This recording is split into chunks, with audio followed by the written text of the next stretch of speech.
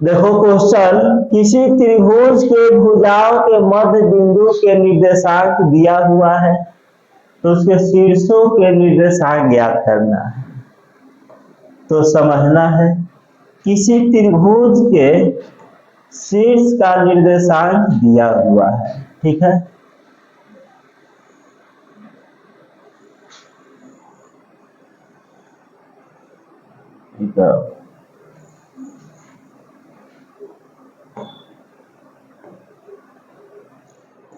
किसी त्रिभुज के शीर्ष का निर्देशांक दिया हुआ है,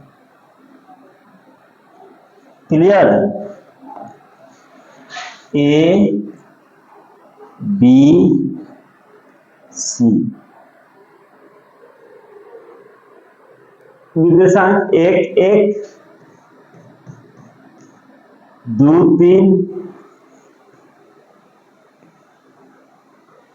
2 3 और सी 4 1।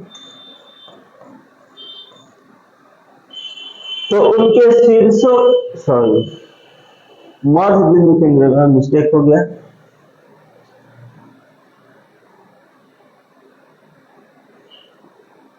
देखो क्या कहा है, किसी त्रिभुज के मध्य बिंदुओं के निर्देशांक दिया है, मध्य बिंदु। जैसे यह हो गया बी, यह ए बी भुजा है ना, तो इसका मध्य बिंदु मान लो यह हो गया, मध्य बिंदु यह हो गया, इसका मध्य बिंदु यह हो गया, इसका मध्य बिंदु यह हो गया। मान लो डी ई ए। त्रिभुज के शीर्ष ज्ञात करना है, त्रिभुज के भुजाओं, त्रिभुज की भुजाओं के मध्य बिंदु है, यह तीनों भुजा के मध्य बिंदु है, तो शीर्ष निकालना है। तो इसको मान लेते हैं 1 1, इसको मान लेते हैं 2 3 और इसको लिख लेते हैं 4 1, ठीक है। मध्य बिंदु के निर्देशांक दिया हुआ है, तो ए बी सी के शीर्ष, जो शीर्ष है ना, उसका निर्देशांक ज्ञात करना है। तो मान लेंगे, सबसे पहले मान लेंगे, माना त्रिभुज ए बी सी के शीर्ष क्रमशः ए का निर्देशांक मान लो x1, ठीक है ना, x1 y1, बी का निर्देशांक मान लेते हैं x2 y2 और सी का निर्देशांक मान लोगे x3 y3। कोई डाउट? त्रिभुज के तीनों शीर्ष के निर्देशांक हम लोग मान चुके हैं, x1 x2 x1 y1 x2 y2 x3 y3, clear. तो मध्य बिंदु अब निकालेंगे, चूंकि बिंदु डी ई और ए, चूंकि ए बी और लिखेंगे ए बी भुजाएं ए बी बी सी तथा ए बी बी सी तथा ए सी के मध्य बिंदु क्रमशः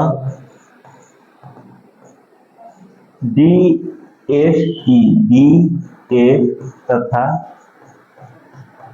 ई है ना। ए बी बी सी और ए सी के मध्य बिंदु डी एफ ई है। तो मध्य बिंदु है, तो डी का निर्देशांक निकाल दो। मध्य बिंदु का निर्देशांक का सूत्र क्या होता है? ए का शीर्ष क्या माने हम लोग, लिख दो। ए का निर्देशांक x1 y1। b का क्या माने हो, x2 y2, और c का माने है x3 y3। जो माने हैं लिख दिए। अब मध्य बिंदु का सूत्र पता है सभी विद्यार्थी को। जैसे एक रेखा है ए बी, इसको बिंदु C बराबर अनुपात में काट रहा है, तो बताया गया x2 प्लस x1 बटा 2, बताया है ना, पढ़ के आए हो। तो यहाँ पर लिखेंगे D किसका मध्य बिंदु है, ए बी का, तो D का निर्देशांक क्या हो जाएगा, x1 प्लस x2 बटा 2। एक दिया है तो एक बराबर x1 प्लस x2,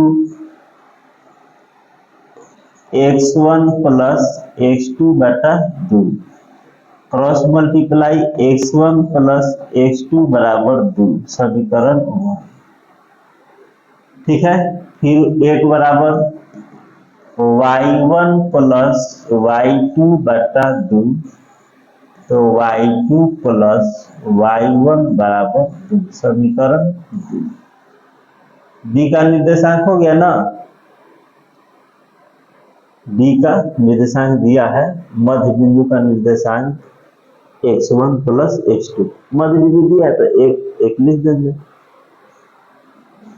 उसके बाद चलो अगला ई का निर्देशांक, तो फिर से वही सूत्र हो जाएगा। मध्य ई क्या है, AC का मध्य बिंदु है, तो x2 प्लस x1 बटा 2 और y2 प्लस y1 बटा 2, ये ना सूत्र होता है। एक को दिया है 2, x1 प्लस x3 हो जाएगा बटा 2, सूत्र में होता है x1 प्लस x3 बराबर 4, समीकरण 3। देखो x1 प्लस x3 बराबर 2, मध्य बिंदु। फिर यहाँ पर निकाल चुके हैं हम लोग समीकरण 1, ध्यान रखोगे। समीकरण 2 तुम लोग घेरोगे नहीं, समीकरण 3। ठीक है, अब देखो आगे, फिर 3 बराबर y1, तो y1 क्या लिखोगे, y3 बटा 2, तो हो जाएगा तुम्हारा y1 प्लस y3 बराबर 3 गुना 6, समीकरण 4। ठीक है, ये हो गया समीकरण 4। आगे देख लो,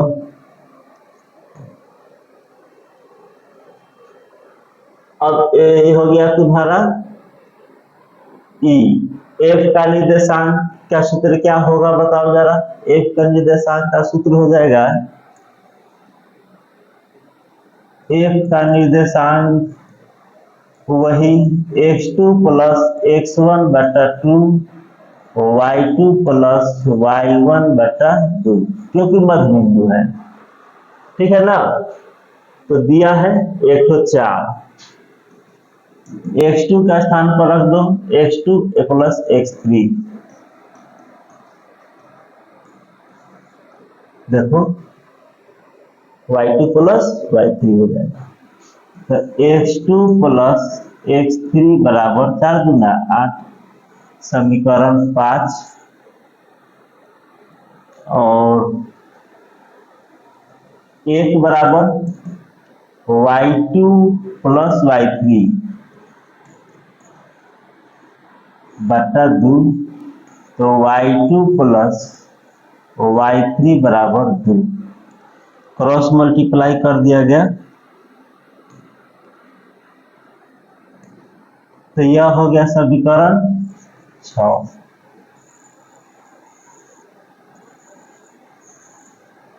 देख रहे हो समीकरण कई गो प्राप्त हो गया है, 6 गो।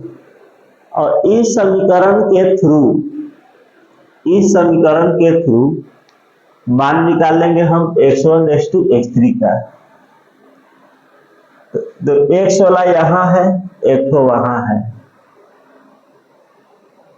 ठीक है ना, और एक तो कहाँ है, वहां पर।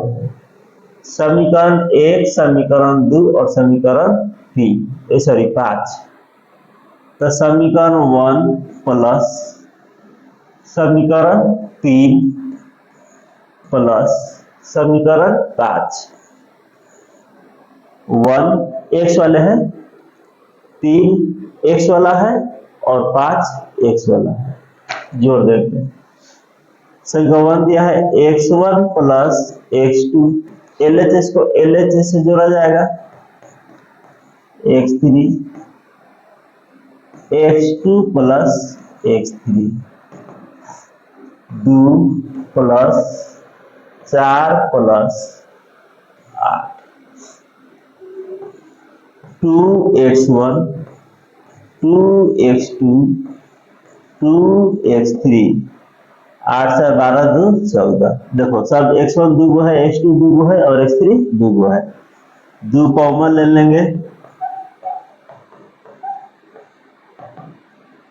2 कॉमन लिए, अब उधर 14 है तो क्या हो जाएगा, भागा में चल जाएगा। तो x1 plus x2 plus x3 बराबर 14/2, यानी x1 plus x2 plus x3 बराबर 7। अब यहां से हम बाकी के मान निकाल लेंगे। यह समीकरण में समीकरण 7 रख लो, समझने के लिए जरूरी नहीं है। अब समीकरण 7 माइनस 1 एक ठो करके हम दिखाएंगे। समीकरण इस सबको घटा दो, 7 माइनस 1 कर दो, या 7 माइनस 3 कर दो, या 7 माइनस 5 कर दो। जो समीकरण घटाना है घटा दो। कैसे घटाएंगे, समीकरण 7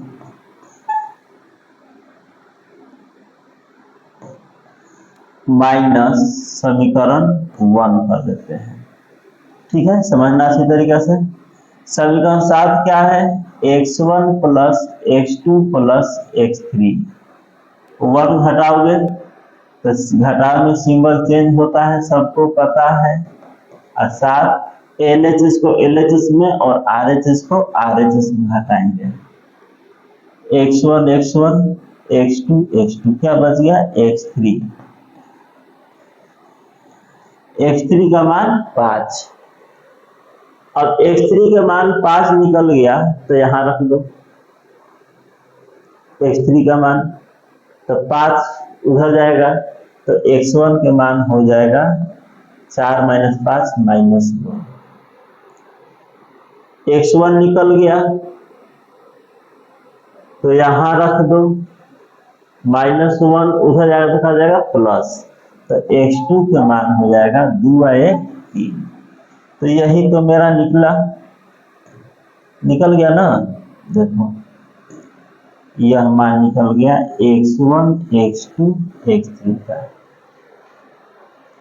इसी तरह से समीकरण जो ऐड करेंगे हम लोग, समीकरण 2 प्लस 4 प्लस 6, इसी तरह से आएगा ना। तो 2 y1 plus 2 y2 plus 2 y3। इसी के तरह x1 जैसे बनाए हो ना, उसी तरह से ये भी होने वाला है। जोड़ देंगे, 2 6 8 8 2 10।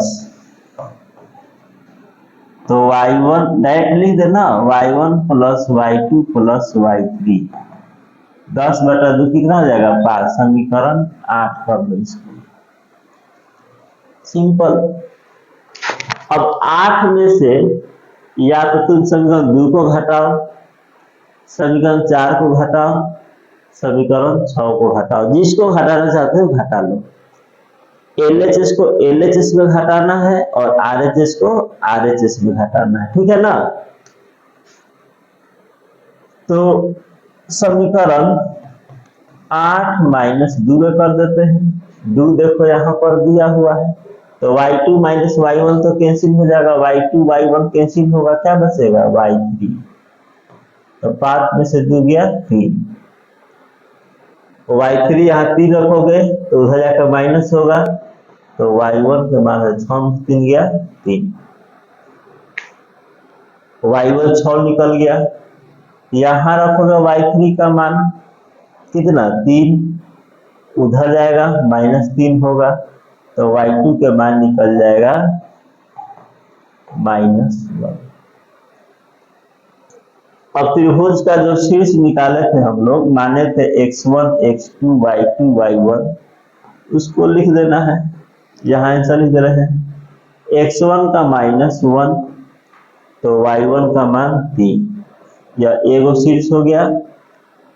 x2 का मान 3, तो y2 का मान ले लो -1, x2 y2। x3 का मान लोगे,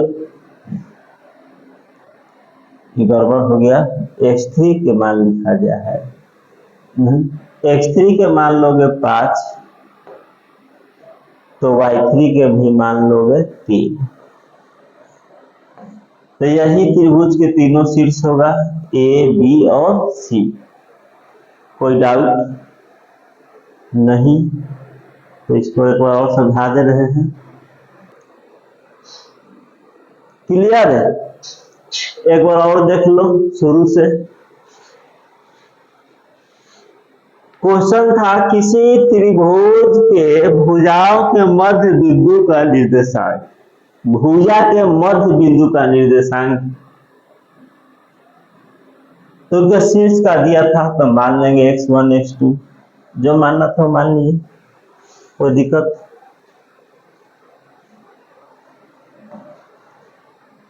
मान लिया गया। अब B मध्य बिंदु है, तो मध्य बिंदु का फॉर्मूला समीकरण 1, तो 1 2 निकल गया। E मध्य बिंदु है, तो समीकरण 3 4 निकल गया। F मध्य बिंदु है, तो समीकरण 5 और 6 निकल गया। मध्य बिंदु का फॉर्मूला लगा दिए हैं, उसके बाद जोड़ देंगे, ठीक है ना। बाकी काम समझ में आ गया है। बहुत ही सिंपल क्वेश्चन है, इसको नोट कर लेना है सभी विद्यार्थी को। देखो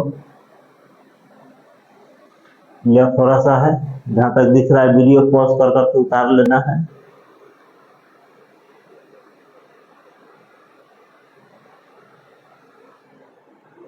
ठीक है,